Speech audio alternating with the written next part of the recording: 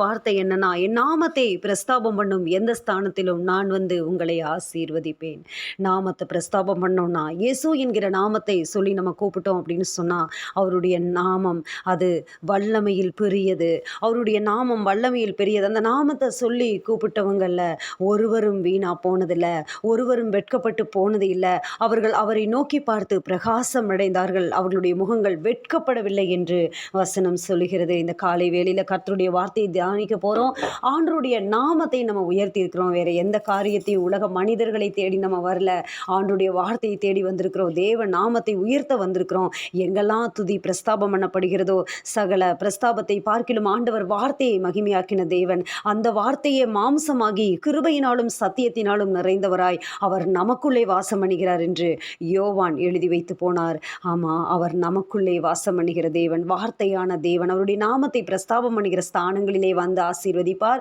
இருக்கிற இடங்களிலே தலைகளை தாழ்த்தி வார்த்தைக்கு நேராக கடந்து செல்லலாம். கிருபையும் இரக்கமும் அன்பும் நிறைந்த மகாபெரிய தெய்வமே, வல்லமையில் பெரியவரே, உம்மை நோக்கி நாங்கள் பார்க்கிறோம் ஆண்டவரே. வார்த்தையினால் எங்களை பலப்படுத்துங்கப்பா. உங்க வார்த்தைகளின் சத்தம் எங்களிடமாக துணிக்கட்டும் ஆண்டவரே. நாங்கள் வேதத்தை தியானிக்கும் போது ஆண்டவரே, அதை நோக்கி பார்க்கும்போது வார்த்தைகளை கொடுத்து எங்களை பலப்படுத்தி திடப்படுத்துங்க. சகல துதிகன மகிமையெல்லாம் உமக்கு ஏறெடுக்கிறோம் இயேசு கிறிஸ்துவின் நாமத்தில் பிதாவே, ஆமேன். இந்த காலை வேளையில நம்ம ஒரு காரியத்தை தியானிக்க போறோம். என்ன காரியம் அப்படின்னு சொன்னா, அவர் கட்டவிழ்க்கிற தேவன், கழுதைகளை கட்டவிழ்க்கிற தேவன். ஹalleluya. ஆண்டவர் கட்டவிழ்க்கிற தேவனாக நம் மத்தியிலே இந்த காலை வேளையிலே வெளிப்படுகிறார். லூக்கா எழுதினதான சுவிசேஷ புத்தகம் 19வது அதிகாரத்தில் பாருங்க, 33வது வசனத்திலிருந்து நான் படிக்கிறேன், நீங்க கவனிங்க. 30வது வசனத்திலிருந்தே படிக்கலாம், கவனிங்க. உங்களுக்கு எதிரே இருக்கிற கிராமத்துக்கு போங்கள். அதிலே பிரவேசிக்கும் போது மனுஷரில் ஒருவனும் ஒரு காலும் ஏறி இராத கழுதை குட்டியை கட்டியிருக்க காண்பீர்கள். அதை அவிழ்த்து கொண்டு வாருங்கள். முதலாவது ஆண்டவர் சீசர்களுக்கு சொல்றாரு, நீங்க ஒரு கழுத குட்டியை பார்ப்பீங்க. அந்த கழுத குட்டியை நீங்க என்ன தெரியுமா பண்ணணும்? அவிழ்த்து கொண்டு வரணும். அந்த கழுதை குட்டியை அவிழ்த்து கொண்டு வாங்க அப்படின்னு சொல்லி சொல்றாரு. அடுத்தது என்ன சொல்றாரு அப்படின்னா, அதை ஏன் அவிழ்க்கிறீர்கள் என்று யாராவது உங்களிடத்தில் கேட்டால் அது ஆண்டவருக்கு வேண்டும் என்று சொல்லுங்கள். அது யாருக்கு வேணுமா? அந்த கழுதைக்குட்டி யாருக்கு வேணுமா? ஆண்டவருக்கு வேணுமா? அந்த கழுதைக்குட்டி யாருக்கு வேணும்? இந்த காலை வேளையில் ஆண்டவர் நம்மோடு கூட தெளிவாக இடைபடுகிறார். கட்டப்பட்டிருக்கிற கழுதைகளாகிய நம்மை கட்டவிழ்க்க வேண்டிய நேரம் வந்துவிட்டது. ஆண்டவர் என்ன செய்ய போறார் அப்படின்னு சொன்னா, நம்மை அவிழ்க்க போகிறார். கட்டிலிருந்து அவிழ்க்க போகிறார். சிலருடைய வாழ்க்கையிலே சில போராட்டங்கள், சில கட்டுகள். கர்த்தராகிய இயேசு கிறிஸ்துவை இரட்சகராய் ஏற்றுக்கொண்டிருக்கிறோம். சில காரியங்கள் தெரியும். ஆனாலும் சில கட்டுகள் கட்டி வைக்கப்பட்டிருக்கிறதான சூழ்நிலைக்குள்ள, ஆவிக்குரிய ஜீவியத்தில் ஒரு போராட்டமான ஒரு வாழ்க்கைக்குள்ள இருக்கிறதான அவர்களுடைய கட்டுகளை ஆண்டவர் அவிழ்க்கிறதற்கான நேரம் வந்து விட்டது. அந்த கழுதைக்குட்டி கட்டி தான் இருக்குது. அந்த கழுதைக்குட்டிக்கு தெரியாது நம்மளை யாரோ ஒருத்தர் வரப்போகிறாங்க, கட்ட அவிழ்க்க போகிறாங்கன்னு அந்த கழுதைக்குட்டிக்கு தெரியாது. ஆனால் என்ன நடக்குது அப்படின்னு சொன்னால், மிக அதிகமாக வேதாகமம் முழுவதுமே கவனித்து பார்க்கப்படுகிறதான அந்த உலகத்திலே கடைசி இரவு விருந்து அப்படின்னு சொல்லி சொல்லுவாங்க. லியோனார்டோ டா வின்சி இந்த ஓவியத்தை அழகா, அது உலக புகழ்பெற்ற ஓவியம் அப்படின்னு சொல்லி அது பாராட்டப்படுகிறது. ஆண்டவர் வந்து கடைசியா காட்டி கொடுக்கப்படுவதற்கு முன்பாக, சிலுவையிலே அறையப்படுவதற்கு முன்பாக சீசர்களோடு மேல் வீட்டறையிலே அந்த உடன்படிக்கையை ஆண்டவர் அந்த சொல்லி அதை நிறைவேற்றுகிற அந்த காரியத்தை, அப்பம் புசித்து திராட்சரசத்தை எடுத்து அவர்களுக்கு கொடுக்கிற அந்த காரியத்தை நம்ம பார்க்க முடியும். ஸ்தோத்திர பாட்டை பாடி அந்த காரியங்களை அவங்க செய்வாங்க. பாருங்க, அந்த காரியங்களுக்கு முன்பதாக இந்த சம்பவங்கள் எல்லாம் நடக்கிறது. இந்த சம்பவங்கள் எல்லாம் இந்த காரியங்களுக்கு முன்பதாக நடக்கிறது. அப்ப என்ன நடக்குது அப்படின்னு சொன்னா, அந்த கழுதைக்குட்டி மேலே ஏறி அந்த எருசலேமுக்குள்ள என்ட்ராகிறதான அந்த சூழ்நிலை. அதற்காக ஆண்டவர் என்ன செய்கிறாரு அப்படின்னு சொன்னா, அந்த கழுதை குட்டியின் மேல் ஏறி வர வேண்டிய அந்த காரியங்கள், வேதத்திலே எழுதப்பட்டிருக்கிற அந்த காரியங்கள், தீர்க்க தரிசனங்கள் நிறைவேறும்படியாய் பாருங்க. தீர்க்கதரிசி என்னைக்கோ அதை எழுதி வச்சுட்டாரு. சகரியா 9:9 மிக தெளிவாக சகரியா எழுதி வைக்கிறாரு. ஆனால் அப்போ அந்த கழுதை பிறந்திருக்குமானா அந்த கழுதை பிறந்திருக்காது. கழுதையை குறித்து கூட ஆண்டவர் வந்து தீர்க்க தரிசனத்தில் எழுதி வைச்சிருப்பார். ஆனால் நம்மளாம் எவ்வளோ விசேஷித்தவர்கள் தேவ பிள்ளைகளே. அந்த கழுதை குட்டி என்ன பண்ணுது அப்படின்னு சொன்னால் அவிழ்க்கப்படுகிறது. சகரியா 9:9 நேராக நம்முடைய வேதாகமத்தை திருப்பிக் கொள்ளலாம். சகரியா 9:9 என்ன சொல்லுதுன்னு பாருங்க. சீயோன் குமாரத்தியே மிகவும் களிக்கூறு, கூறு. எருசலேம் குமாரத்தியே கெம்பீரி, இதோ உன் ராஜா உன்னிடத்தில் வருகிறார். அவர் நீதியுள்ளவரும் இரட்சிக்கிறவரும் தாழ்மையுள்ளவரும் கழுதையின் மேலும் கழுதை குட்டியாகிய மரியின் மேலும் ஏறி வருகிறவராயிருக்கிறார். அல்லேலூயா. அங்கே சகரியா 9:9 அங்கே எழுதப்பட்டிருக்கிறது. அவர் கழுத குட்டி மேலே வராரு. சியோன் குமாரத்தியே நீ கெம்பீரித்து பாடு, ராஜா உன் மத்தியில் வராரு, உங்ககிட்ட அவர் வராரு. எருசலேமே உங்ககிட்ட வராரு. இஸ்ரவேல் ஜனங்களுக்காக அவர் வருகிறார். எருசலேமுக்குள்ள என்ட்ராகிறாரு. அவருடைய வருகை, அவருடைய அழகான அந்த வருகை நடக்கிறது. ஜனங்கள் எல்லாரும் முன்னாடி வஸ்திரத்தை விரிச்சிட்டு அவங்க வந்து தாவீதின் குமாரனுக்கு ஓசன்னா ஓசன்னான்னு சொல்லி பாடுறாங்க. குருத்தோலைகளை ஏந்தி கொண்டு பாடுறாங்க. பிரதான ஆசாரியர்கள் பார்க்குறாங்க. அந்த எருசலேமே பார்க்குது. மிகப்பெரிய ஒரு அட்டென்ஷன் ஆண்டவர் மேலே எல்லாம் ஃபோக்கஸ் பண்ணுறாங்க. என்ன காரியம் நடக்குது இங்கே, என்ன ஒரு அதிசயம் நடக்குது, யாரோ ஒருத்தர் வராரு, யார் இவன் உள்ளுக்குள்ளே கேட்டுக்கிறாங்க. பிரதான ஆசாரியர்கள் கேட்டுக்கிறாங்க, என்ன நடக்குது இங்கே, என்ன நடக்குது, இவங்கெல்லாம் என்ன பண்ணுறாங்க அப்படின்னு சொல்லிட்டு எல்லாமே பார்க்குறாங்க. அங்கே ஒரு சம்பவம் நடக்கிறதுக்கு முன்னாடி இங்கே ஒரு காரியம் நடக்குது. சகரியா 9:9 எழுதி வைக்கப்பட்டுள்ள அந்த வார்த்தை நிறைவேறும்படியாய் கழுத குட்டி மேலே அவர் வரணும் அப்படிங்கிறது தான் தீர்க்க தரிசனம். அது நிறைவேறும்படியாய் இங்கே ஆண்டவர் என்ன சொல்கிறாரு, சீசர்கள் இடத்துல சொல்கிறாரு, நீங்கள் போங்க, நீங்கள் போய் பார்த்தீங்க அப்படின்னு சொன்னால் மனுஷரில் ஒருவனும் ஒரு காலம் ஏறியறாத ஒரு கழுத குட்டி அங்கே இருக்கும். யாருமே அதை இதுவரைக்கும் விடுவிக்க வரல, யாருமே வரல, எந்த மனுஷனுமே வரல, யாருமே அது மேலே ஏற முடியாது. ஒருவேளை அது அப்படிப்பட்ட ஒரு முரட்டாட்டமுள்ள கழுதையாக இருக்கலாம், இல்லை தேவ திட்டத்துக்காக அது வைக்கப்பட்டிருக்கிற கழுதையாக இருக்கலாம். சில கழுதைகள் சில காரியங்களுக்குள்ள கட்டப்பட்டிருக்கிற சில கழுதைகள், அப்படி இருக்கிற கழுதைகளை ஆண்டவர் அவிழ்க்கிறதான வேலை வந்தது. நீங்கள் போய் அந்த கட்டை அவிழ்த்து பாருங்க. யாராவது வந்து உங்ககிட்ட கேட்டால் நீங்கள் என்ன சொல்லணும் தெரியுமா, இது ஆண்டவருக்கு வேணும். அப்படிதான் நம்மை மீட்டெடுத்தார். இந்த கழுதை ஆண்டவருக்கு வேணும், ஆண்டவருக்கு வேணும். கிறிஸ்டோபர் என்கிற பெயருடைய அர்த்தம் என்னன்னா, கிறிஸ்துவை சுமக்கிற கழுதை குட்டி என்று அர்த்தம். கிறிஸ்டோஃபர் அப்படின்னா அதுதான் அர்த்தம். அந்த பேர் எனக்கு ரொம்ப பிடிக்கும். அதனால தான் கிறிஸ்டோஃபுக்கு அந்த அந்த பேரை நான் கிறிஸ்டோவுக்கு அது பாருங்கள் அந்த காரியங்களப்போ அந்த ஒரு கழுதை குட்டியாக ஆண்டவர் நம்ம பார்க்குறாரு. அவரை சுமக்கிற கழுதை குட்டிகள் நம்மளாம் யார் அப்படின்னா, அவரை சுமக்கிற கழுதை குட்டிகள், அவ்வளவுதான். நமக்கு முன்பாக சில காரியங்கள் விரிக்கப்படும் போது நம்ம எதுவும் நினச்சிடக்கூடாது. அவர் மேலே உட்காந்துருக்கிற வரைக்கும் இந்த கழுதை குட்டிக்கு என்ன, இந்த கழுதை குட்டிக்கு சந்தோஷம்தான். அப்பா மேலே உட்காந்துருக்கிற வரைக்கும் கழுதை குட்டிக்கு சந்தோஷம். இங்கே அந்த கழுதை குட்டியை அவிழ்க்கும்படி ஆண்டவர் சித்தம் கொள்கிறாரு. அவர் சொல்கிறாரு சீசர்கள்கிட்ட, யாராவது வந்து கேட்டாங்கன்னா சொல்லுங்க, இது ஆண்டவருக்கு வேணும். இந்த காலை வேளையில் கரங்களை உயர்த்தி நன்றி சொல்லலாமா? இந்த காலை வேளையில் ஆண்டவருக்கு வேணும்னு சொல்லி தான் நம்முடைய கட்டுகளை ஆண்டவர் அவிழ்த்திருக்கிறார். சிலருடைய கட்டுகள் விக்கிரகத்தின் கட்டுக்குள்ளே இருந்திருப்பீங்க, யாரு மெய்யான தேவன் என்பதை தெரியாமல் இருந்திருப்பீங்க, இல்லை சில பாரம்பரியத்தின் கட்டுகளுக்குள்ளே இருந்திருக்கலாம். என்னுடைய வாழ்க்கையெல்லாம் பாருங்க, நான் ஒரு சாதாரண ஒரு வீட்டு ஜெப கூட்டத்தில் பாரம்பரியத்துக்குள்ளே மூழ்கி இருந்த நாங்கள் TELC குடும்பம், தமிழ் சுவிசேஷ லுத்திரன் திருச்சபை, அதில் பார்த்தீங்கன்னா மூழ்கி இருந்த அந்த சூழ்நிலையில் ஆண்டவர் அப்படியே தூக்கி எடுத்தார். சில கழுதைகளை ஆண்டவர் அழகாக கட்டவிழ்க்கிறாரு. பாரம்பரியம் என்னும் கட்டு, விக்கிரக ஆராதனை என்னும் கட்டு, சில பாவ பழக்க வழக்கங்கள் என்கிற கட்டு, நம்பாத கட்டு, ஆண்டவரை விசுவாசிக்காத கட்டு, அந்த கழுதைகளை ஆண்டவர் அழகாக அவிழ்க்கிறாரு. ஏன் அவுக்குறீங்க, இந்த கழுதை எதுக்கு அவுக்குறீங்க அப்படின்னு கேட்டால், அது யாருக்கு வேணுமா, அது ஆண்டவருக்கு வேணுமா. நம்ம ஏதோ சும்மா ரட்சித்துட்டு வரல, ஏதோ சும்மா இவங்க வேணும் அப்படின்னு எல்லாம் ஆண்டவர் ரட்சிச்சுட்டு வரல. எதற்கு தெரியுமா ரட்சித்து நம்மை ஆண்டவர் அழைத்து வந்திருக்கிறார்? அவருடைய திட்டத்தை செய்ய, அவருடைய வேலையை செய்ய, அவருடைய சித்தம் நம்ம வாழ்க்கையில் நடக்க அழகா நம்மை ஆண்டவர் என்ன செஞ்சிருக்கிறார் அப்படின்னு சொன்னால், ரட்சித்து அழகாக ஆண்டவர் நம்மை அழைத்து கொண்டு வந்திருக்கிறார் இந்த காலை வேளையிலே. இது எதற்கு, ஏன் அவுக்குறீங்கன்னு கேட்டால், இது ஆண்டவருக்கு வேணும், இது ஆண்டவருக்கு வேணும். ஹல்லேலூயா. அனுப்பப்பட்டவர்கள் போய் தங்களுக்கு அவர் சொன்னபடியே கண்டார்கள். கழுதை குட்டியை அவர்கள் அவிழ்க்கும் போது அதற்கு உடையவர்கள், அந்த கழுதை குட்டிக்கு உடையவர்கள் சத்ருவின் கட்டு, சத்ருக்குள்ளே இருந்த அந்த சூழ்நிலையில் ஆண்டவரும் கட்டை அவிழ்க்கும் போது சத்ரு கிட்ட சொன்ன அந்த பதில், அதற்கு உடையவர்கள் கேட்குறாங்களா, ஏன் அவுக்குறீங்க, குட்டியை ஏன் அவுக்குறீங்க? அதற்கு அவர்கள் அது ஆண்டவருக்கு வேண்டும் என்று சொல்லி அதை இயேசுவினிடத்தில் கொண்டு வந்து தங்கள் வஸ்திரங்களை அதன் மேல் போட்டு இயேசுவை அதன் மேல் ஏற்றினார்கள். அவர் போகையில் அவர்கள் தங்கள் வஸ்திரங்களை வழியிலே விரித்தார்கள். ஹalleluya. இந்த காலை வேளையிலே ஆண்டவர் கட்டவிழ்க்கிற தெய்வமாக நமக்கு வெளிப்படுகிறார். நம்முடைய வாழ்க்கையில் இருக்கிறதான கட்டுகளை ஆண்டவர் அவிழ்ப்பார். சில சூழ்நிலைகள் என்கிற கட்டுகளை அவிழ்ப்பார். மத்தேயு 21:4 கூட இதே வார்த்தை தான் மறுபடியுமாக அது இரட்டித்து வருகிறது. மத்தேயு 21:4 இதோ என் ராஜா சாந்த குணமுள்ளவர்களாய் கழுதை குட்டியின் மேலும் கழுதை குட்டியாகிய மரியின் மேலும் அவர் வருகிறார் அப்படின்னு சொல்லி சீயோன் குமாரத்திக்கு சொல்லுங்கள் என்று மத்தேயு 21:4 இந்த வார்த்தையை நம்ம பார்க்கலாம். அதே போல இந்த தேவன் என்ன செய்கிறார் அப்படின்னு சொன்னா, சிலருடைய கட்டுகளை அவிழ்க்கிற தேவனாக இருக்கிறார். நமக்கு ஒரு கட்டு இருக்கணும்.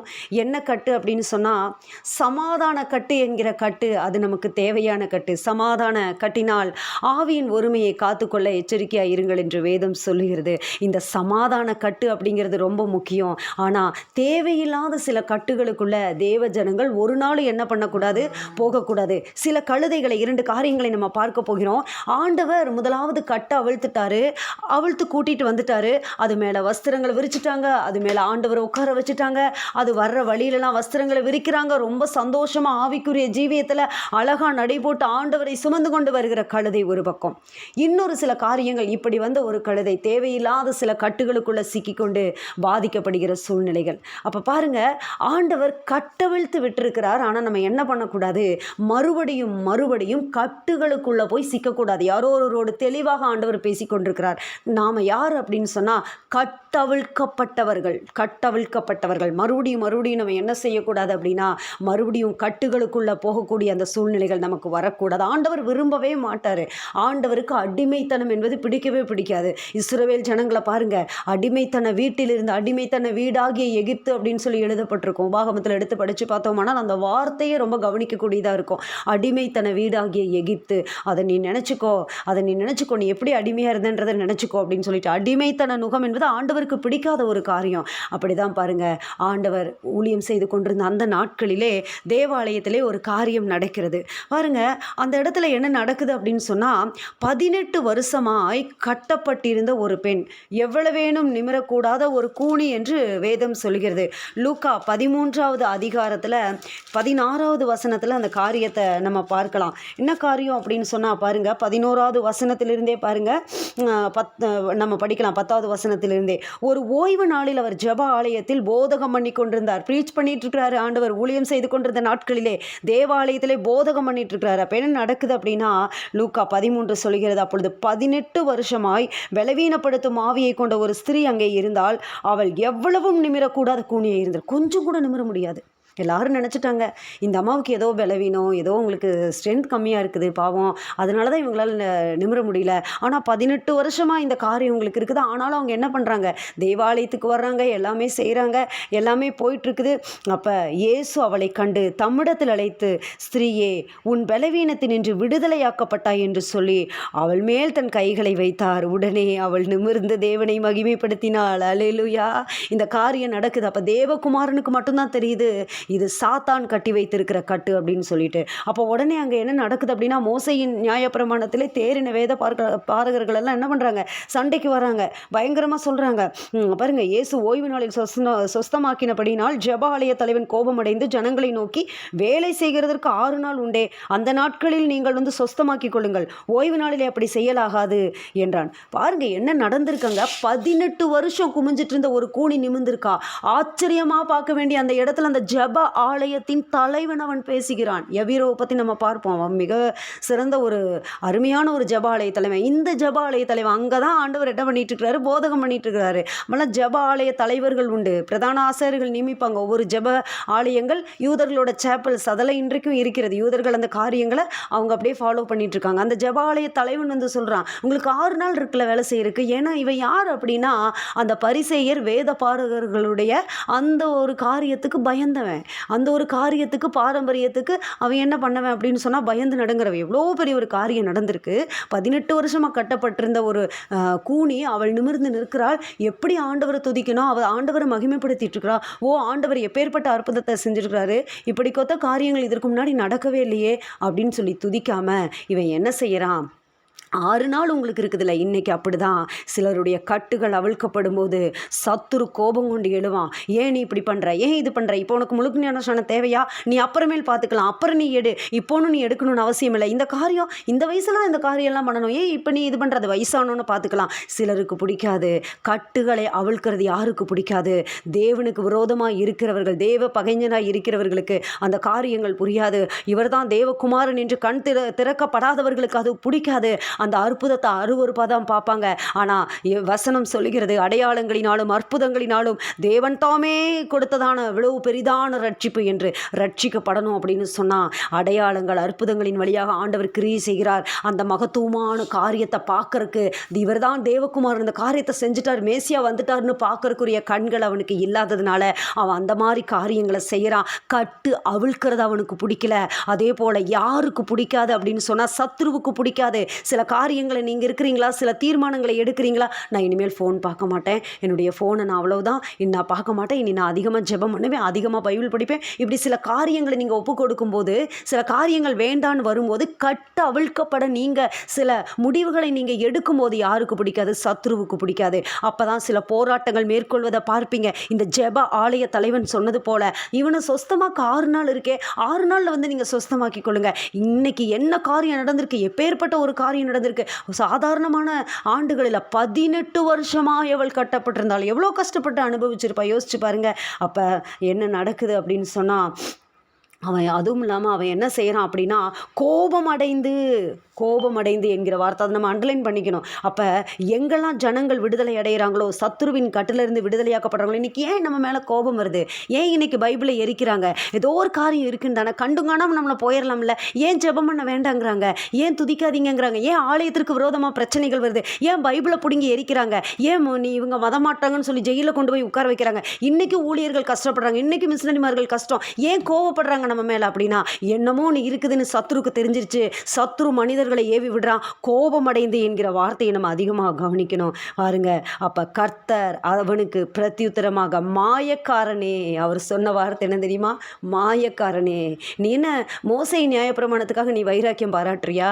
அது மாதிரி காரியங்கள் அதில் அடங்கி இருக்குது. மாயக்காரனே, உங்களில் எவனும் ஓய்வு நாளில் தன் எருதையாவது தன் கழுதையாவது தொழுவத்தில் இருந்து அவிழ்த்து கொண்டு போய் அதற்கு தண்ணீர் காட்டுகிறது இல்லையா? கழுதையை அவுக்க முடியாதா? ஓய்வு நாளில் நீ அவுக்கிறது இல்லையா உன்னோட கழுதையை?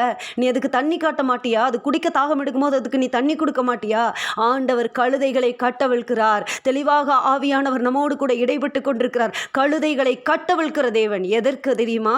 இந்த கழுதை எனக்கு வேணும், இந்த கழுதை எனக்கு வேணும், ஆண்டவருக்கு வேணும். அதற்கு தான் கழுதையை கட்டவிழ்க்கிறாரு. அந்த ஜெப ஆலய தலைவனிடத்தில் ஆண்டவர் சொல்கிற அந்த வார்த்தை என்னன்னா, மாயக்காரனே, உங்களில் எவனும் ஓய்வு நாளில் எருதையாவது தன் கழுதையாவது தொழுவத்திலிருந்து அவிழ்த்து கொண்டு போய் அதற்கு தண்ணீர் காட்டுகிறது இல்லையா? இதோ சாத்தான் 18 வருஷமாய் கட்டியிருந்த ஆபிரகாமின் குமார்த்தியாகிய இவளை ஓய்வு நாளில் இந்த கட்டிலிருந்து அவிழ்த்து விட வேண்டியது இல்லையா? நான் அவிழ்த்து விட வேண்டியது இல்லையா? ஆபிரகாமின் குமார்த்தியாகிய இவளை, 18 வருஷமாக கட்டப்பட்டிருந்த இவளை இந்த ஓய்வு நாளில், இன்னைக்கு தான் தேவனுடைய வேலை, இன்னைக்கு தான் திட்டம், இன்னைக்கு தான் நமக்கு சில காரியங்கள் பரிசுத்த ஆவியானவர் நம்மோடு கூட இடைப்பட்டு கொண்டிருக்கிறார். இன்னைக்கு தான் உங்களுக்கு அதற்கான வேலை, அவிழ்க்கப்பட வேண்டிய வேலை இதுதான். ஆண்டவர் அவிழ்க்கப்படுறதுக்கு சித்தம் கொண்டுட்டாரு. தேவகுமாரனாகிய இயேசு சில கட்டுகள் இருந்து, சில சூழ்நிலைகள் இருந்து, சில போராட்டங்கள் இருந்து அவிழ்த்து விட அவர் சித்தம் கொண்டுட்டாரு. ஆனால் சத்ரு கோபமா இருக்கிறான். ஆனால் ஆண்டவருடைய வார்த்தை, அவிழ்த்து விட வேண்டியது இல்லையா? அதற்கு தானே நான் வந்திருக்கேன். நான் வந்த பர்பஸே அதானே. சிலருக்கு ஆண்டவருடைய பர்பஸ் புரியல, வாழ்க்கையில் அவர் வந்த நோக்கம் புரியல. ரட்சிக்கப்பட்டேன்னு சொல்லிட்டு இன்னும் சில கட்டுகளுக்குள்ளே வாழ்ந்துட்டு இருக்கிறாங்க. ஆனால் ஆண்டவர் என்ன சொல்கிறாரு அப்படின்னு சொன்னால், நான் உன்னை அவிழ்க்க தான் வந்தேன், கட்டுகளுக்குள்ளே இருக்க நான் வரல. நீ கட்டப்பட்டிருக்கிற வாழ்க்கை வாழ்ந்துட்டு இருந்த உன்னை பார்த்து, அடிமைத்தனத்தின் நுகத்தில் இருக்கிற உன்னை பார்த்து, யாக்கோபின் தோளை கூடைக்கு, அவனுடைய தோளை சுமைக்கு, கைகளை கூடைக்கு நீங்களாக்குகிற தேவன் அவர். இஸ்ரவேலை எகிப்தின் அடிமைத்தனத்திலிருந்து விடுதலையாக்குகிற தேவன் அவர். கட்டப்பட்டிருந்த கழுதையை கட்ட அவிழ்க்கிற தேவன் அவர். அப்படிப்பட்ட தேவனாக இருக்கிறார். கட்டப்பட்டு விழுந்த அந்த 3 பேரை, சாத்ராக் மேஷாக் ஆபேத்நேகோவை விடுதலையாகி அக்கினியிலே உலாவ வைத்த தேவன் அவர். கட்டு அவருக்கு பிடிக்காது. தொழு மரத்திலே கை கால்கள் மாட்டப்பட்டு துதித்து கொண்டிருந்த பவுலையும் சீலாவையும் ஹல்லேலூயா விடுதலை செய்யும்படியாய் சிறைச்சாலையின் அஸ்திபாரங்களை அசைத்த தேவன் அவர். சிறைச்சாலை பூட்ட முடியாதபடி கதவுகளை அவர் திறந்த தேவன் அவர். அப்பேற்பட்ட தேவனை நம்ம ஆராதிக்கிறோம். கட்டுகளோடு இருப்பது என்பது சத்துருவினுடைய திட்டம். கட்டுகள் ஆண்டவருடைய சித்தம் அல்ல, அவருடைய திட்டம் அல்ல. ரட்சிக்கப்பட்ட நாம எந்த கட்டுகளுக்குள்ளேயும் போய் நம்ம சிக்கிடக்கூடாது, எந்த சூழ்நிலைக்குள்ளேயும் போய் மாட்டிக்க கூடாது. கிறிஸ்தவனாக இருக்கிற ஒருவன் அவன் கிறிஸ்தவனாக இருக்கிறதுனால பாடுபடலாம், ஆனால் அந்நிய காரியங்களில் தலையிட்டு கொண்டவனா அவன் பாடுபடுவதை பரலோகம் அனுமதிக்காது, பரலோகம் அதை விரும்பாது, ஆண்டவர் அதை விரும்ப மாட்டார். இந்த காலை வேளையில் ஏதாவது கட்டுகளுக்குள்ள கட்டவிழ்க்கப்பட்ட நீங்க, கட்டவிழ்க்கப்பட்ட கழுதைகளாகிய நீங்க ஏதாவது ஒரு காரியத்தில் மாட்டிக்கொண்டிருக்கிறதான சூழ்நிலை இருக்குதா? பரிசுத்த ஆவியானவர்களோடு கூட பேசி கொண்டிருக்கிறார். ஒருவேளை அது வேற ஒரு ஐக்கியமாக கூட இருக்கலாம். இவன் நல்ல ஃப்ரெண்டு, என்னோட ஃப்ரெண்டு, எப்படி நான் அவளை நான் விட முடியும்னு சொல்லிட்டு அப்படிப்பட்ட காரியமாக இருக்கலாம், இல்லை சில சூழ்நிலைகளாக இருக்கலாம், இல்லை சில பழக்கங்களாக இருக்கலாம். அந்த காரியங்களிலிருந்து வெளியே வரும்படி ஆண்டவர் எச்சரிக்கிறார். கட்டப்பட்டிருந்த கழுதையே, உன்னை நான் கட்டவிழ்த்தது எதற்காக தெரியுமா? இந்த கழுதை ஆண்டவருக்கு வேணும்னு சொல்லி தான், என் வேலையை செய்யறதுக்கு தான் உன்னை நான் கட்டவிழ்த்தேன். ஆனால் நீ மறுபடியும் கட்டுகளுக்குள்ள மாட்டுகிறது என்பது எனக்கு பிடிக்காத ஒரு காரியம் அப்படின்னு சொல்லிட்டு ஹல்லேலூயா. அவர் அப்படி சொன்னபோது அவரை விரோதித்திருந்த அனைவரும் வெட்கப்பட்டார்கள். அனைவரும், அப்பா அனைவரும் பாருங்க, அந்த வார்த்தையை பாருங்க, ஆண்டவருக்கு விரோதமாக அனைவரும். எத்தனை பேர் இருந்திருக்காங்க பாருங்க நல்ல காரியம் செய்யும்போது. இன்னைக்கு ஒரு கூட்டம் அப்படிதான் எழும்பி இருக்கு. நம்மளெல்லாம் என்ன சொல்லுது? மைனாரிட்டி அப்படின்னு சொல்லுது. மெஜாரிட்டியான கூட்டம் எல்லாரும் பின்பற்றுறாங்க அப்படிங்கிறதுக்காக அது சரியான ரூட்டா அது மாறிடாது. அநேகம் பேர் அந்த பாதையில் போகிறாங்க அப்படிங்கிறதுனால அது நல்ல பாதையாக இருக்காது. கேட்டுக்கு போகிற வாசல், அதை அநேகர் தெரிந்து கொள்கிறாங்க, அதன் வழியாய் அநேகர் போகிறாங்க. ஆனால் இடுக்கமான வாசல் வழியாய் வர்றவங்க கொஞ்சம் பேர் தான். சிலராகிய 8 பேர் தான் பேழைக்குள்ளே காப்பாற்றப்பட்டாங்க. உலகம் முழுவதும் அத்தனை ஜனக்கூட்டம் இருந்தது. 100 வருஷம் நீதியை பிரசங்கித்த நோவாவை அவங்க கேட்கல, அவங்க யாருமே வரல. சிலராகிய 8 பேர் தான் உள்ளே வந்தாங்க. அதனால கொஞ்சம் பேர் இருக்கிறதுனால அது தப்பான பாதையாக மாறிடாது. கேட்டுக்கு போகிற வாசல் வழியாக அநேகர் போயிறாங்க. இடுக்கமான வாசல் வழியாய் தெரிந்து கொண்ட கொஞ்சம் பேர் தான் வர்றாங்க. இதோ இந்த அதிகாலை ஜெபத்தில் கொஞ்சம் பேராகிய சிலராகிய நம்ம தான் இந்த இணைப்பில் இருக்கிறோம். தெரிந்து கொள்ளப்பட்டவர்கள் எப்போவுமே கொஞ்சம் பேர் தான். சின்ன கூட்டம், சிறு மந்ததான். காப்பாற்றப்பட்ட கூட்டம் சின்ன கூட்டம் தான். ஆனால் இந்த கூட்டத்துக்குள்ள எந்த விதமான குழி நரிகளையோ சிறு நரிகளையோ விட்டு தரிசனங்களை நம்ம என்ன பண்ணிடக்கூடாது, இழந்து போயிடக்கூடாது. சாத்தான் கட்டி வைத்திருக்கிற அந்த கட்டிலிருந்து ஆபிரகாமின் குமாரத்தியாகிய அவளை 18 வருஷம் ஆபிரகாமின் குமாரத்தியாகிய அவளை ஆபிரகாமின் குமாரத்தி, ஏதோ ஒரு கானானிய ஸ்திரீ இல்லை, ஏதோ ஒரு சமாரிய பெண் இல்லை, அவ ஆபிரகாமின் குமாரத்தி. ரிவலவ ஷவதிரிக்கனரி கவரவா. ஹல்லேலூயா. கட்டப்பட்டிருந்த அவ யார் தெரியுமா? ஆபிரகாமின் குமாரத்தி.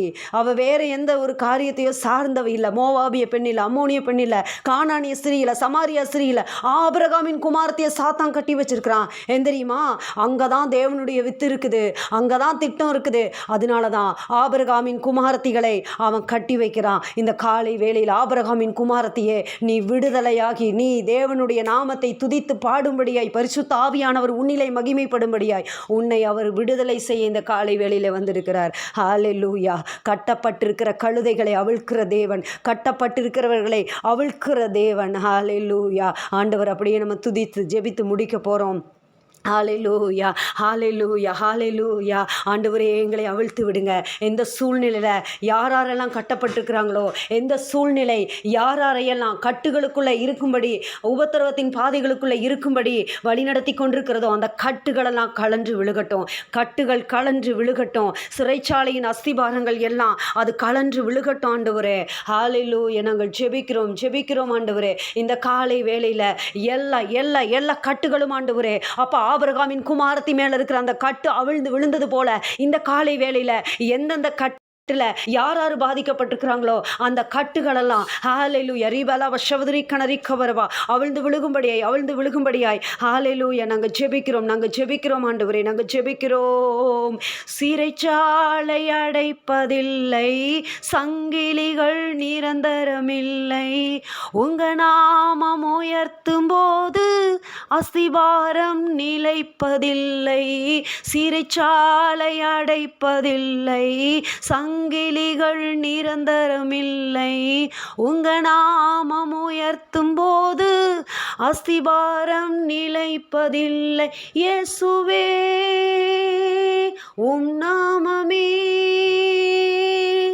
உயரணும். அல்லேலூயா. இயேசுவே உம் நாமமே பெருகணும். அல்லேலூயா. உங்க நாமம் உயரணும். இன்று மேன்மை அடையணும். பாடுவேன் பாடுவோம் அல்லேலூயா. உங்க நாமம் உயரணும். இன்று மேன்மை அடையணும். பாடுவேன் பாடுவோம் அல்லேலூயா. ஹல்லேலூயா ஹல்லேலூயா ஹல்லேலூயா ஹல்லேலூயா. யாவே ஹல்லேலூயா. யாவே ஹல்லேலூயா. சிறைச்சாலை எங்களை அடைக்க முடியாது ஆண்டவரே. அப்பா, எங்களை சிறைச்சாலை சங்கிலிகள் எங்களை கட்டி வைக்க முடியாது. நாங்கள் விடுதலையானவர்கள். கர்த்தரே ஆவியானவர். கர்த்தருடைய ஆவி எங்கேயோ அங்கே விடுதலை உண்டு. ஹல்லேலூயா. 1 கொரிந்தியர் 3:17 சொல்லப்பட்டிருக்கிற அந்த வாக்குத்தத்த வார்த்தையின்படி ஆண்டவர் எங்களை விடுதலை செய்ய தேவகுமாரனாகிய இயேசு இந்த காலை வேளையில வந்துட்டீங்க. முழுவதுமாக எங்களை தாழ்த்தி தேவ சமூகத்திலே அர்ப்பணிக்கிறோம். சகல துதிகன மகிமையெல்லாம் ஏறடிக்கிறோம். இயேசு கிறிஸ்துவின் நாமத்தில் பிதாவே, ஆமென்.